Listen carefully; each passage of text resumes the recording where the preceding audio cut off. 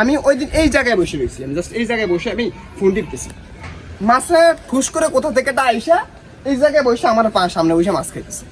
মানে ভাই আমার কলিজা ধরে টান দিছে, মানে চান্দুরে মেরা ফেলাইছি কারণ আসসালামু আলাইকুম, welcome to my channel, welcome to my blog.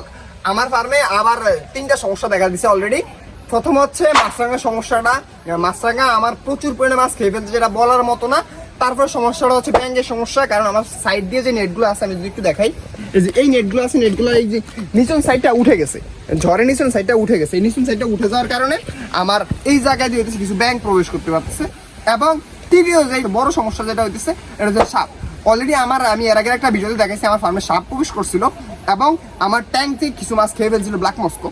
কিন্তু এখন আবার আমি কালকে আবার দেখতে পেলাম যে আমার ট্যাঙ্কে আবার সাপ ঢুকছে। ফার্মে সাপে আবার জ্বালা যন্ত্রণা শুরু করছে। এটার মধ্যে আমি কিছুদিন আগে দেখাইলাম ক্যালিকো মালিগুলো আছে, তো 3 পিসি ক্যালিকো মালি আছে। এখন ওইটার থেকে মেবি হয়তো এটা খায়া ফেলাইছে, আমি জানি না। এই দেখেন, এই চান্দু দেখেন, তো এই সমস্যাটা আগে কখনো ছিল না, এখন ইদানিং দেখতে পারতেছি এটা হয়েছে। তারপর হচ্ছে আমার ব্লু গ্যালাক্সি গাপ্পির অনেকগুলা গাপ্পি খেয়ে ফেলাইছে।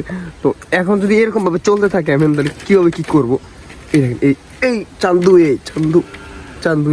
এই বারে বারে এইসব কক্সিডের ট্যাঙ্কগুলোতে উঠতে পারে, কারণ আর ওইসব বড় ট্যাঙ্কগুলোতে এই সাপগুলো উঠতে পারে না। কিন্তু কক্সিডের ছোটো ছোটো ট্যাঙ্কে মাছ পাইলে ওইসব ট্যাঙ্কি উঠে আর কই গেছে ভিতরে এটা মারা ফেলে। তো যদি না মারি তাহলে আবার আসবে এটা।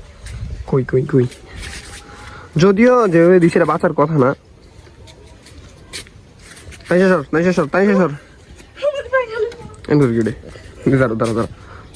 আরেকটা বাড়ি দিব, এক কোনা একটু বসুক, এই দেখেন একটু বাড়িতে একটা রে ভাবলাম না রে, মিস করলাম। আরে বাইরা চান্দু, তোর মার তুই তোর না মারলে কোনো উপায় নেই, দাঁড়িয়ে মাইরা তারপর একটু কথা বলি। চান্দুরে মেরা ফেলাইছি, কারণ আমি বুঝলাম না আমার ইদানিং সাপে মাছরাঙা, তারপর হচ্ছে দোয়েল পাখি, এগুলো অনেক ডিস্টার্ব করতেছে। এবং হচ্ছে আরও কিছু অনেক সমস্যা আছে, কিন্তু সাপ আর হচ্ছে মাছরাঙা আমার প্রচুর ডিস্টার্ব করতেছে।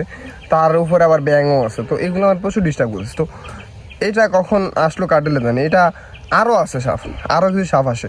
তো এই পাশ দিয়ে হইতেছে আমার এই পাশে যে সেটআপটা আছে, এই সেটআপটা দিয়ে আমার সাপে এই পর্যন্ত 2বার অ্যাটাক করছে। তারপর আমার ওই পাশে যে সেটআপটা আছে, এই পাশে আমি একটু দেখাই, এই পাশে আমার কিছু গাপ্পির সেটআপ আছে, ওই সেটআপে হইতেছে সাপে অ্যাটাক করছে।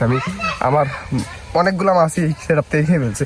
আমি আপনাদেরকে একটু দেখাই, এই যে আমার এই পাশে হইতেছে ব্লু গ্যালাক্সি আছে, গাপ্পিটা ছিল এই ট্যাঙ্কে আমার ব্লু গ্যালাক্সি গাপ্পি আছে, অনেক গাপ্পিগুলো ছিল, কিন্তু সব মাছই খেয়ে ফেলছে। কীভাবে বলতেছি, এই ট্যাঙ্ক থেকে গাপ্পি খেয়ে মাছ খেয়ে ফেলছে।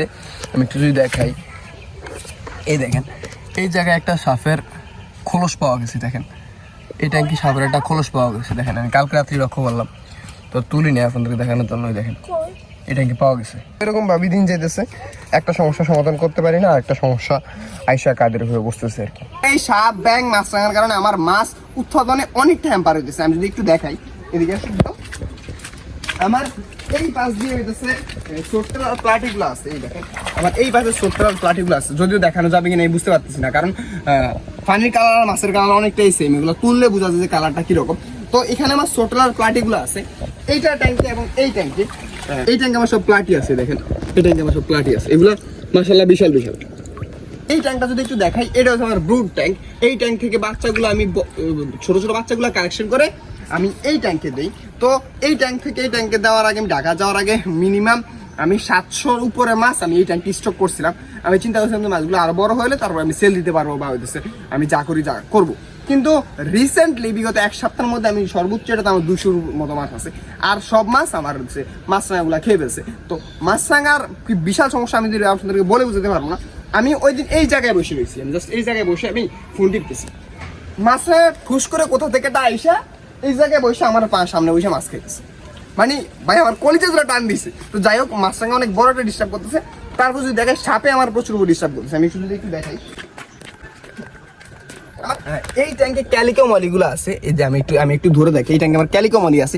মাত্র 3 পিস ক্যালিকো মলি ছিল, ওই 3 পিস থেকে 2 পিস ক্যালিকো মলি অলরেডি খেয়ে ফেলছে, আর 1 পিস ক্যালিকো মলি আছে। আমি একটু ধরে দেখাই এটার কোয়ালিটিটা। তো এই যে আমার ক্যালিকো মলি, এই কোয়ালিটি 3 পিস মলি আমার ছিল। আমি এটা চলে যাস না। এই কোয়ালিটির 3 পিস মলি ছিল, এই দেখেন আমি একটু দেখাই এলিকো মলি আপনার কোয়ালিটি একটু দেখেন। এই কোয়ালিটির আমার 3 পিস মলি মাত্র ছিল, ওই 3 পিস মলি থেকে আর জাস্ট 1 পিস মলি আছে, মলিটা খেয়ে ফেলছে। মানে এত কষ্ট লাগছে, আমি জাস্ট ভিডিওতে আপনাদের দেখাইছি যে সাপটা এই ট্যাঙ্কের মধ্যেই ছিল, পরবর্তীতে এই ট্যাঙ্ক থেকে ধরে আপনাদের দেখাইছি।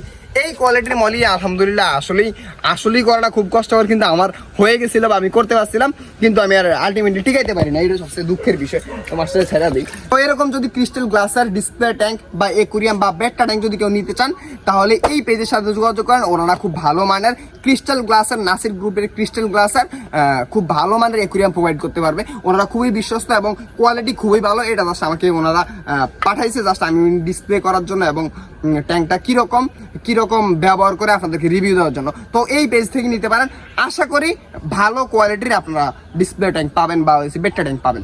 ব্লু গ্যালাক্সিগুলো আছে, এই ট্যাঙ্কে ওদিনকে আইসা দেখি যে একটা সাপের একটা খোসা পাওয়া গেছে, মানে হচ্ছে সাপ যে খোসা ছাড়া ওই খোসাটা পাওয়া গেছে। তো আবার আমার মনে হইতেছে এই ট্যাঙ্ক থেকে অনেকগুলো আমার সাপে খেয়ে ফেলছে, কারণ এই ট্যাঙ্কে আমার অনেক পরিমাণে ব্লু গ্যালাক্সি ছিল। আমি ব্লু গ্যালাক্সি আনার পরবর্তীতে আমি তো আপনাদেরকে মাঝে ভিডিওতে দেখাচ্ছিলাম আমি ব্লু গ্যালাক্সি আনছি, তার পরবর্তী এখন কিন্তু আমি কোনো রকম ব্লু গ্যালাক্সি সেল দিই, কিন্তু ওই সেল না দেওয়ার পরবর্তীতেও দেখেন আলটিমেটলি আমার মাছগুলোরে অনেক মাছই খেয়ে ফেলছে। অনেকগুলো মাছ হয়েছে কিন্তু অনেকগুলো মাছই খেয়ে ফেলছে। তো আর একটু আগে বৃষ্টি হইতেছিল, বৃষ্টি হওয়ার পরবর্তী ফার্মের পরিবেশটা তাই অ্যাস্থেটিকটা হয়ে গেছে। এত দুঃখের মাঝেও আমার ফার্মের কিছু টুকিটাই কিছু কাজ হয়েছে যেগুলো সৌন্দর্য বৃদ্ধির জন্য, ওই কাজগুলো আপনাদেরকে একটু দেখে। তো এই দেখেন আমার ফার্মে যতটুকু পারি বনায়ন করার চেষ্টা করতেছি বা ফার্মটা সবুজ করার চেষ্টা করতেছি। তো তারই ধারাবাহিকতায় আমার এই দেখেন এই দেন ওই এই পরিবেশ আমি যতটুকু পারছি। এদিকে হচ্ছে আমি কিছু প্লান্ট লাগাইছি, যদিও এর আগে কখনো এটা এক্সপ্লেন করা হয় না বা আপনাদেরকে দেখানো হয় না। এই দেখেন এইদিকে হচ্ছে আমি কিছু মানি প্লান্ট লাগাইছি, সুন্দর করে জাস্ট কিছু মানি প্লান্ট লাগাইছি। তারপর যদি এই বাসটা দেখাই, এইভাবে সুন্দর করে আমি একটা কি বলা হয় এটা হচ্ছে স্পাইডার প্লান্ট দিয়ে সুন্দর একটা আমি ঝাড়ের মতো তৈরি করার চেষ্টা করছি।